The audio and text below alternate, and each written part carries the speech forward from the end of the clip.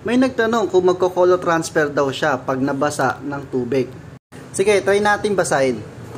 Ito, naganda na tayo ng lagayan, saka ng tubig.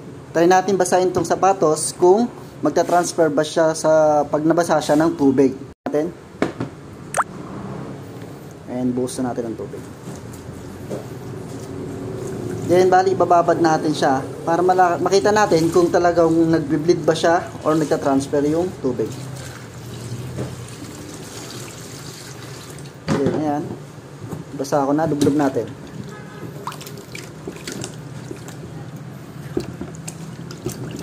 Hindi naman siya nag-color transfer.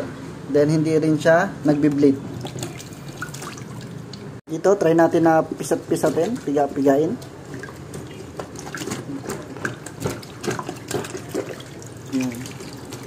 Ayan. Hindi siya nagbi-bleed or nagta-transfer ng color. Kung may mga katanungan pa kayo about sa product namin, comment down below. Yun lang. Salamat!